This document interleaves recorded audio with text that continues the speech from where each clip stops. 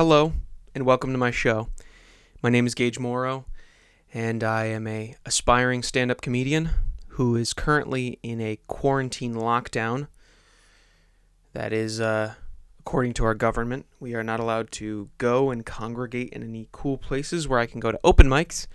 So I have resorted to what many people have, which is podcasting, which is why this mic is now sold out on Amazon, because people are so original, such as myself.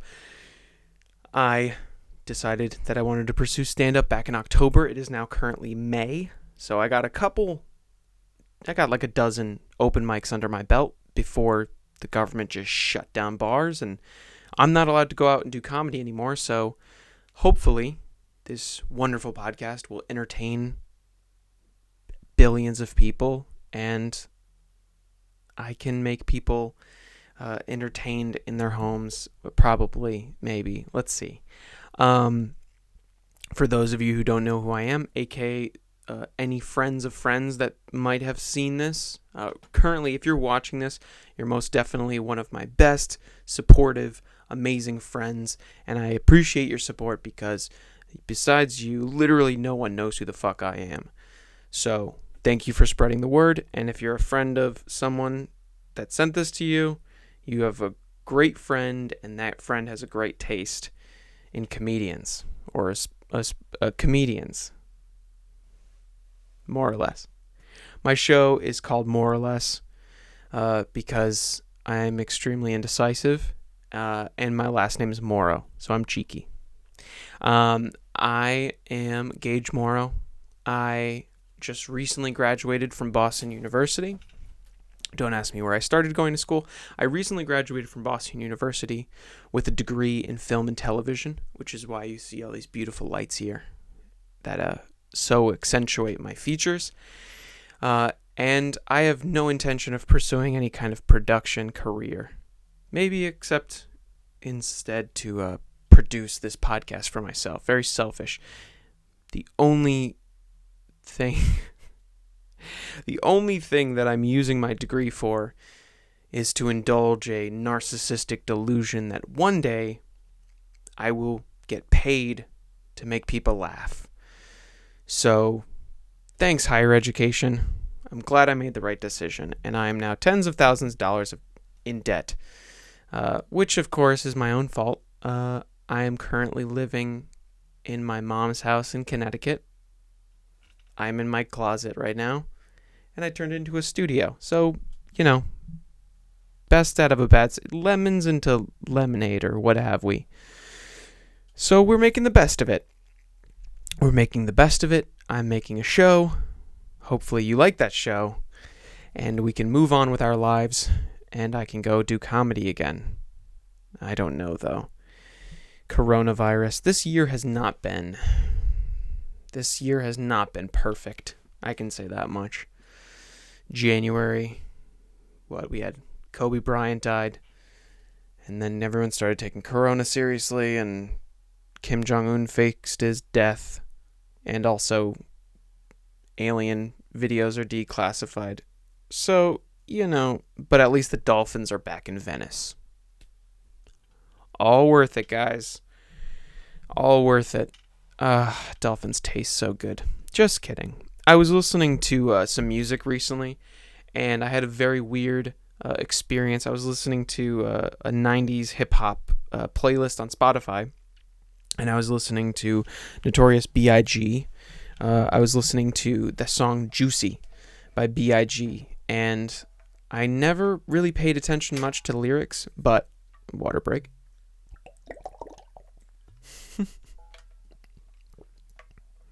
I'll take the drink away from the microphone next time. I just heard it's like some ASMR shit.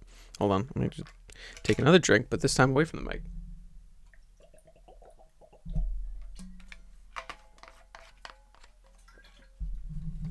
Little bit better. So anyways, I was listening. Oh, God. I'm losing my fucking mind. This isolation is so... I don't know, man. It is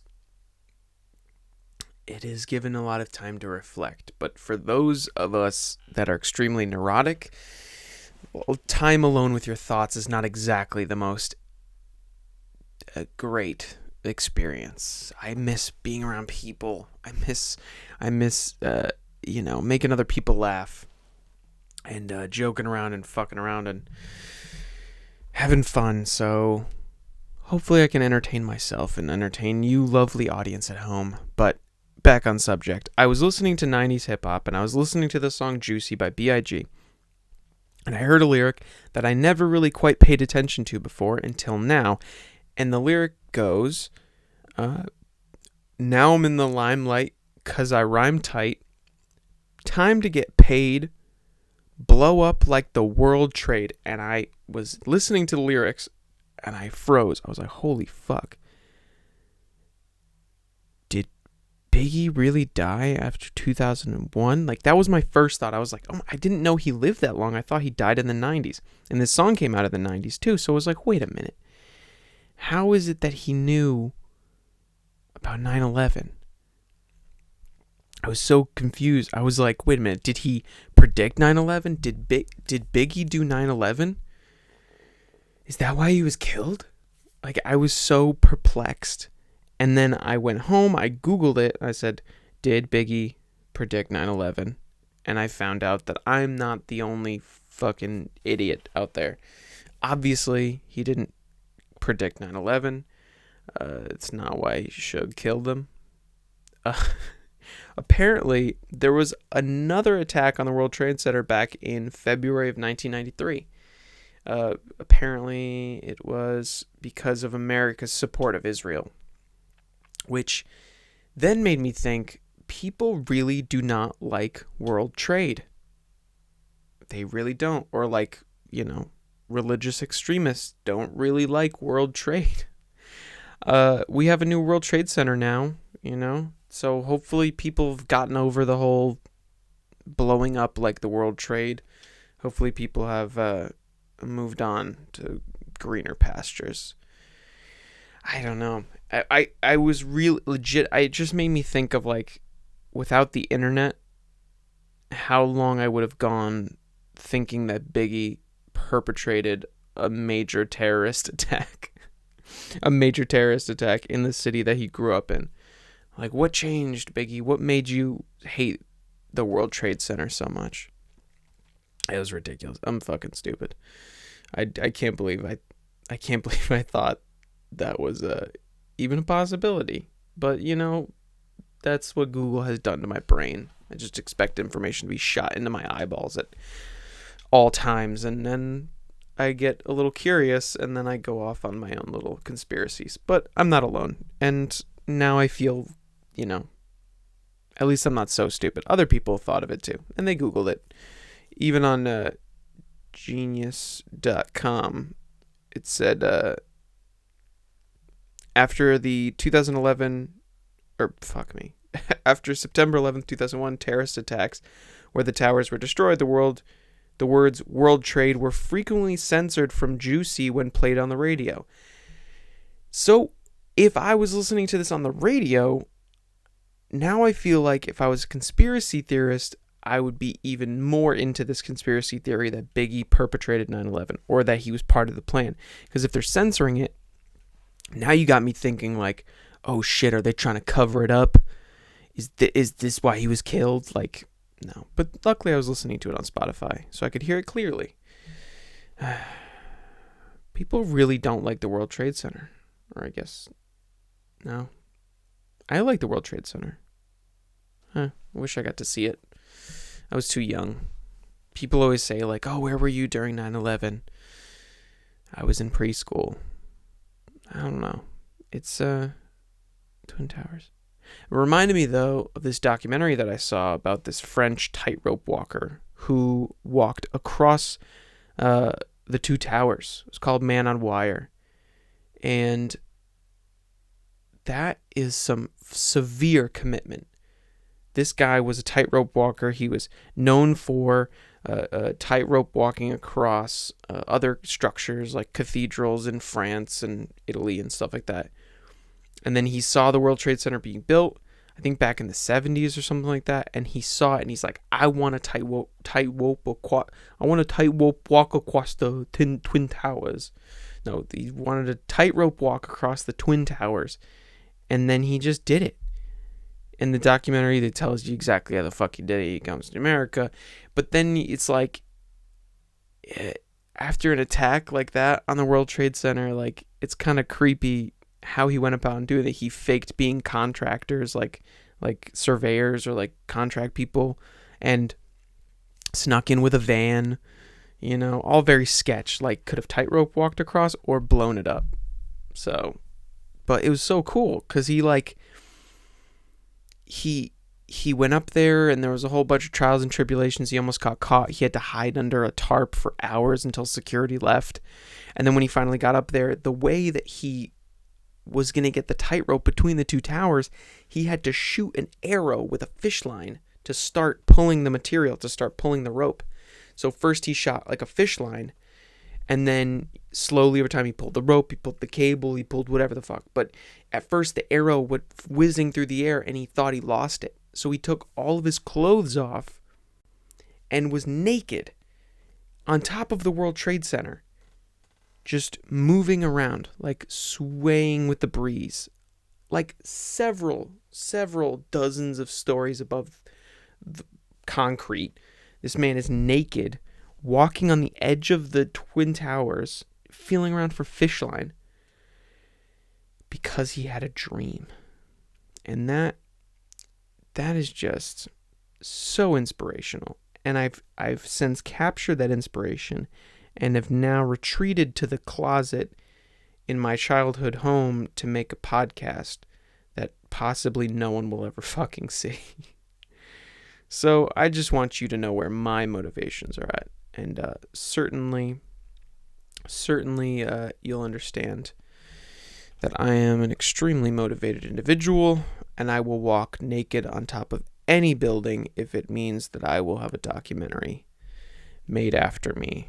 I recently changed my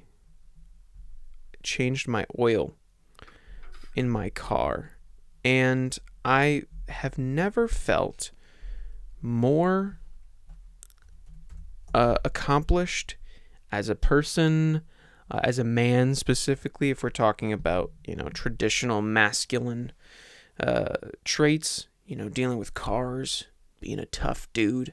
I changed my oil for the first time. It is shockingly simple. You just unscrew a bolt, you let the old oil drip out, you screw it back in, you replace the oil filter, you fucking pour some new oil in the fucking thing. But I've never done it. I mean, I'm a pretty new driver anyways, but when I was figuring out how to change my oil, I of course went to YouTube like any sane person would, and I forgot. So for anyone who owns a Hyundai, I own a Hyundai Elantra because I'm balling like a fucking baller. And there's this one guy on YouTube, auto repair guy. And if I need to know anything, if you YouTube anything, how to change a tire on a Hyundai, how to change your oil, how to change your engine air filter, how to change your gas pump on a Hyundai Elantra, it is always the same guy at the top of the search results, auto repair guy on YouTube. And for the love of Jesus Christ, I could not figure out what nationality this guy is. So, white gentleman. Hey guys, welcome back to Auto Repair Guys. He talks. Guys, will show you how to do an oil change on Hyundai Elantra. He said Elantra. Like, I don't. 16 model, guys. That generation right here with the 1.8 engine. When I'm listening to this guy, is the most common one. I don't know if you can hear it on here. I'll play it. What to look for, hopefully simultaneously. So we're going to jack up the front end of the car. You have to have the emergency brake on. For the life of me, I do not know what nationality this guy is. First I thought he was Russian. He looked very Eastern European-y. But then as he keeps talking, I'm like, is he French? And then I was like, is he South African? To me, when I listen to this guy more and more, By the way, no knock on this guy's knowledge of Hyundais. Extremely helpful YouTube videos. Without his without auto repair guys, those are plural. Without auto repair guys on YouTube, I wouldn't have a new oil change. I wouldn't have a new engine air filter. These guys are extremely helpful, extremely good at shooting their, good job. Rear shock struts, whatever. These guys are great. I love them, but I get distracted. Sometimes I have to rewind the video because I can't tell. I wish I didn't care so much, but I'm just so invested. Where is this guy from? If you go down to the comments, I'm sure they didn't use gloves because maybe the comments don't agree with me. Come on, somebody, please. I can't be the only one who doesn't know where the fuck this guy is from. What type of... Okay, well, you know what? I don't.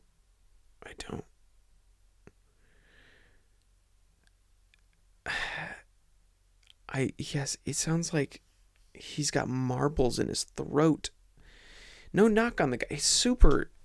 I don't know, man. I'm so confused. Maybe I shouldn't care. Maybe I shouldn't care what nationality the guy is. Maybe I shouldn't care that he came from Turkmenistan. But, God, does he know how to change oil on a Hyundai Elantra better than anyone I know. I'm so perplexed. Maybe France. He reminds me of that Tommy Wiseau guy from Room. The notorious Room, where it's the best worst movie ever, and it's everyone throws spoons at the screen or whatever, and no one knows where he's from. Is he from France or is he from the Netherlands or whatever? And no one knows. No one should care. I don't know. Fuck me. I don't care. I don't know. I can't know. I'll never know. All I know is that I changed my Hyundai Elantra's oil, and I'm such a man because of it. I spilled a lot of oil, but it's nobody's business. It rained right after. Saved my life. Ugh, man. I hope this is entertaining to someone. More or less. I don't even think I introduced the name of my show. My show is More or Less. Because I am extremely indecisive with titles. Because I don't know. Don't at me. I don't use social media that much. I probably should use it more. Or maybe not. I don't know. Do I want to see people argue? Or do I want to see Instagram Thahatis? I only follow comedians, and yeah, that's it. I only really follow comedians on Instagram, but when I go to my Discover page, or when I go to search someone's handle and it's the discovery thingy below, I inevitably will see lots and lots of Instagram models, slim thick girls, and I don't understand why, because that's nobody that I follow. I'm so confused. I'm losing my mind. This quarantine, genuinely, I don't know what's going. Moving on. Let's move on before I can't delve too much into my thoughts. Even though I'm just alone in a room talking to myself. This is great. I hope to be the most famous Gage ever. I don't know any famous people named Gage, but I'm tired of people asking me where my name comes from, or is it short for anything? What could Gage possibly be short for? Mortgage? Gagetriel? Gageathan? No. If anyone else hears the name Gage, I want them to be like, oh, Gage, like the comedian, the world famous, world touring, sellout arenas Gage. Nobody knows who the fuck I am. I'm fucking nobody. I'm nobody in a closet in my mom's house in Connecticut all of the worst modifiers. But one day, I will be nobody in a closet in my house. And really, that's what we call progress. Hope and change. I work at a paper factory, though. So, my degree is getting me very far. Although, during this quarantine, people are losing their jobs. It's very unfortunate. I feel sorry. My heart goes out to those who are unemployed right now. Unemployment is up to 36 million in America as of May 15th. And that is what we call not good. Yeah. But I still have a job. Bless Papa Jesus. Because I make, our job, we make very industrial paper for like wipes and medical gowns and things like that. So I'm luckily still in a job. And for a brief moment, it made me realize that procrastinating on getting a job in production with cameras and lights and sound setups and ding ding, fucking everything like this, maybe it's good that I didn't, pursue production, because now I still have a job. And people in production do not have jobs right now because all the newscasters are filming from home on their computers and movies are shut down and shows are shut down. So, yay! Not using my degree has gotten me nowhere and yet somewhere. So, but at my job, I wrote down show notes for this show. I'm trying to have things to talk about. Trying to produce this show. It is hard being the producer at the same time. By the way, I have a TV right here. I'm looking at myself, talking to myself. This is nuts. This is crazy. Who's listening? Who's listening anyways? Comment below. The fuck are you? Who are you? Why are you listening to me? But that's okay. We talked about Biggie doing 9/11.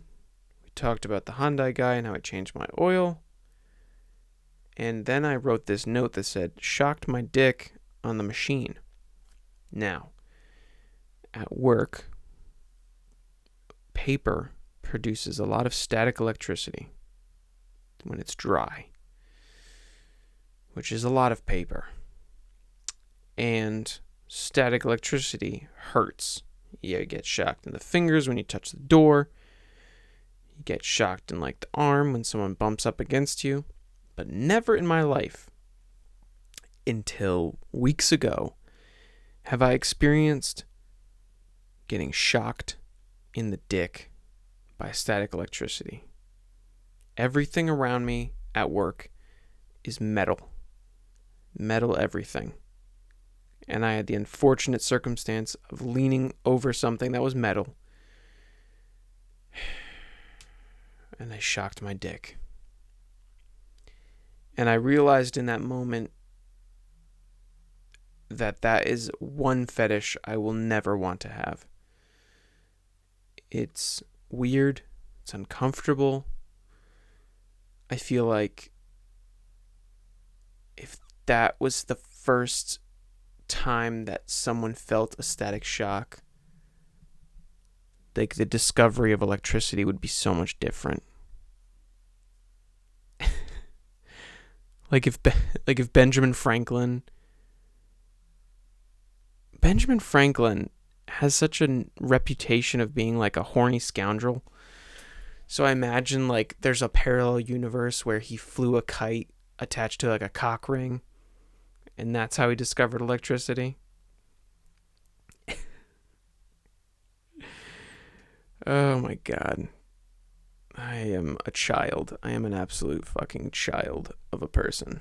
I have no maturity at all. I have not changed. I am a 6th grader in my mind. A cock ring.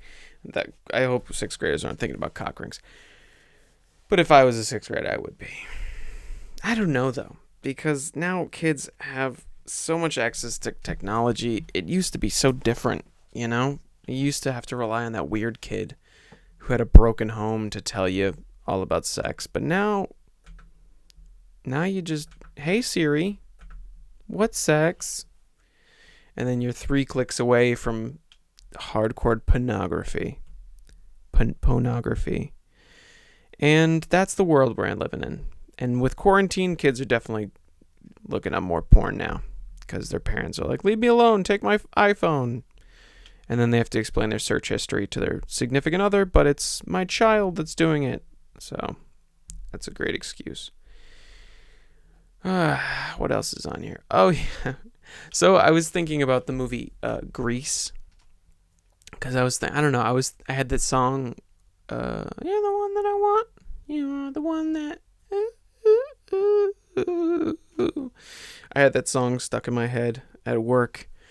And I was thinking, like, when is the last time that John Travolta was in a good movie? Because Grease was great. Grease was a great... I'm not a musical guy, but Grease was a great movie, you know? With all that very colorful cast of greasers. And it was a coming-of-age story where everyone in the movie was 40 or something. Like, they definitely didn't look like high schoolers. But I was thinking, like, when was the last time John Travolta was in a good movie? And then I was going through my head. I was like, well, that last Redbox movie was not great. Fanatic, where he played a person, like a grown-up with autism. I don't know, like mental disability, and it was not good. It was not a good representation for sure.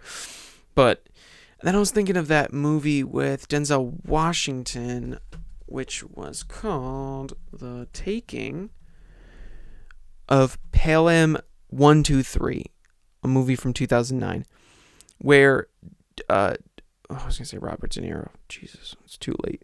Where John Travolta plays a man who takes a subway train hostage for ransom.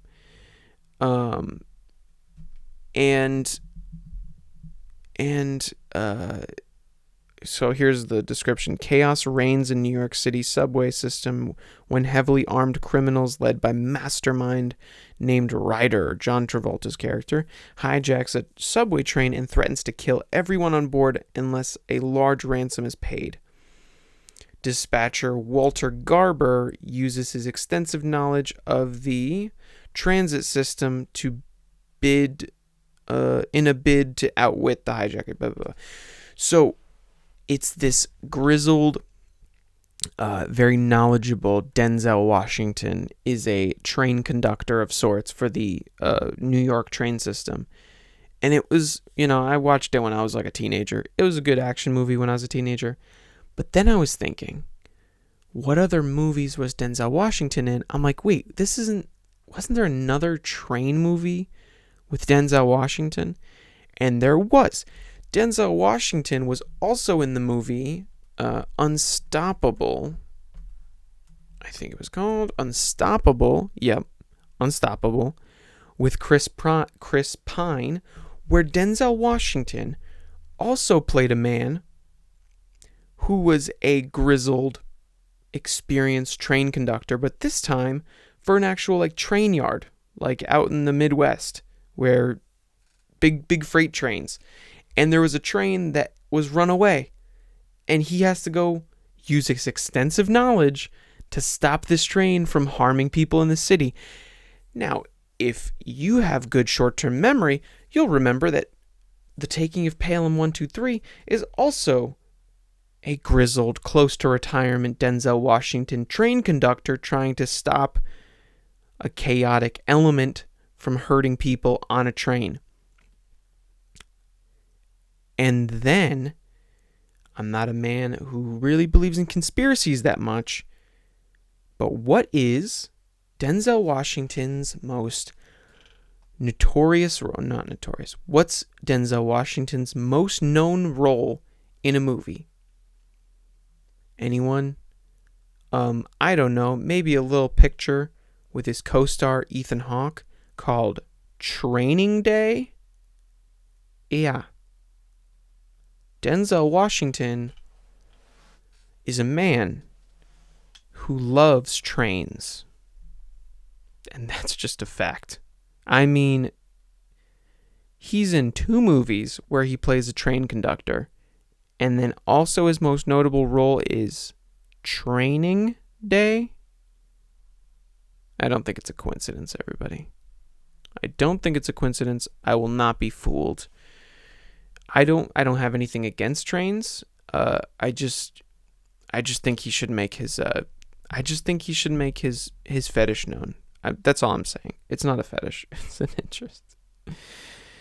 Denzel Washington's a great actor. Leave him alone, everybody. The man loves trains, and that's what can we do about that? He is unstoppable. Co-starring Chris Pine.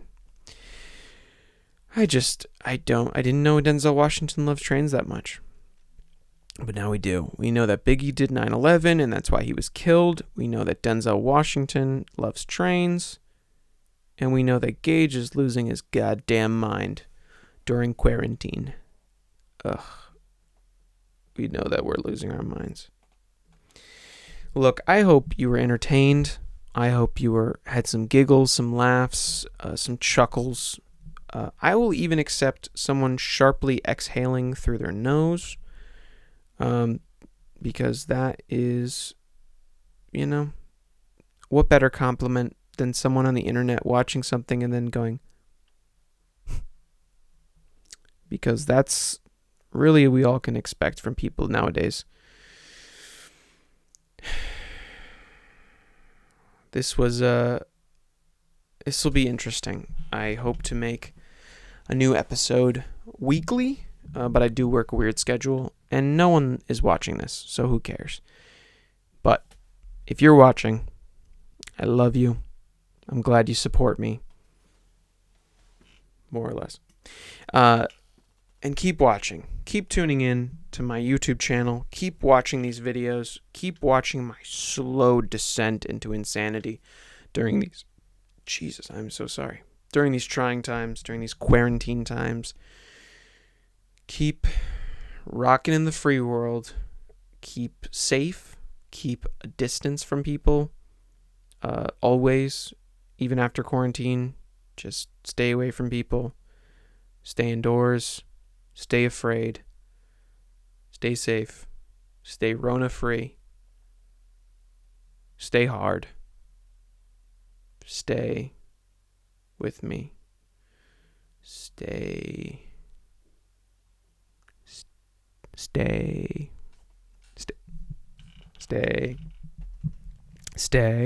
This is for anyone who has a podcast on with a dog around. Stay.